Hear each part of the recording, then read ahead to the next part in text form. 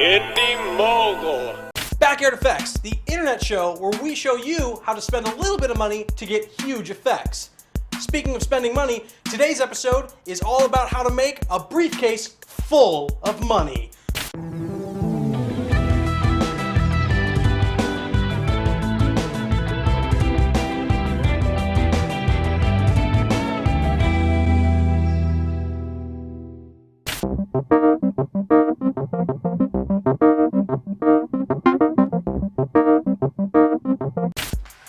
Do you need some money?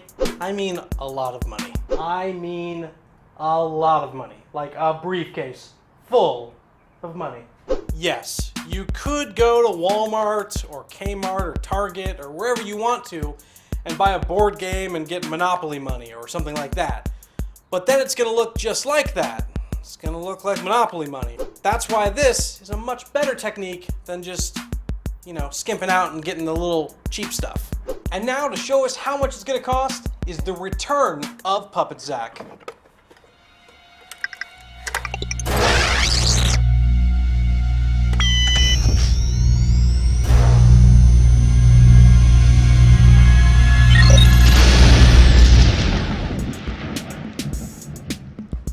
Thanks, Zach.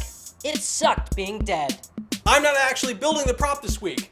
I'm gonna bring in my build team member Julian to build it since he's already built it for his movie Through the Eye. Julian, Yes, Zach. are you ready to build this build? Of course I am. Puppet Zach, how much are we spending on this week's build? Even though I already built it and I know how much it costs. That's how much it costs. $20! Woo! One ream of white paper, a package of tan clothing dye, a briefcase from a thrift store, a straight razor, some money wrappers from your bank, a deep baking dish, and a printer. This build's difficulty level is 4. Simple time lapse. Woo! First, I took my paper to a local print shop to have them cut me dollar bill shaped stacks. This will form the body of our money. They charged me about 75 cents a cut. Then I went to my bank and asked them for $10,000 money wraps. They gave me these for free when I told them I was making a movie prop. After that, I took a glass baking dish, put it into my sink so I didn't stain my counter with the clothing dye that I'm using to dye the paper with. I used tan, you can use green. Mix it with some cold water. You could also use coffee or tea if you don't have clothing dye. Then take your money stacks and put them in for about 3 seconds on each side. Don't forget to get all the edges and the tops and bottoms and let it drip dry after you complete it. Once you're done with the dyeing process, you can set it aside and wait for them to dry. While these are drying, take a piece of white paper and put it into your dye solution. Make sure to cover both sides evenly and then let it drip dry. This is what we'll be printing the face of the money on.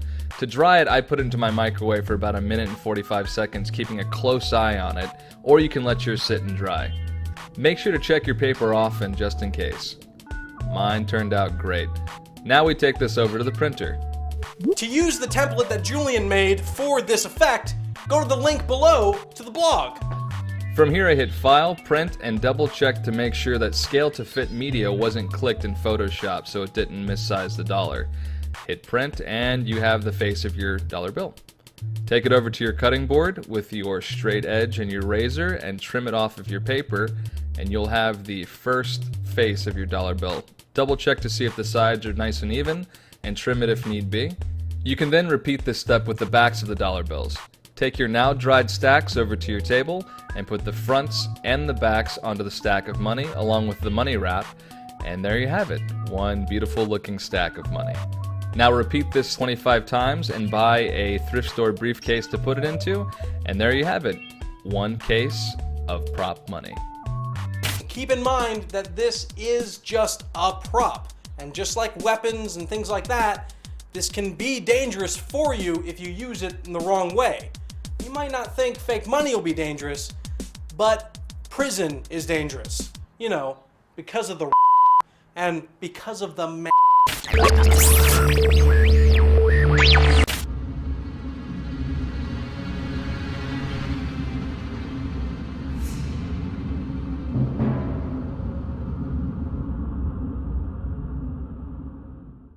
And that's it for this episode of Backyard Effects. Leave a comment below and let us know how you thought Julian did on his first effect. And tune in tomorrow for the test film. And I'll see you guys next week. And watch out for the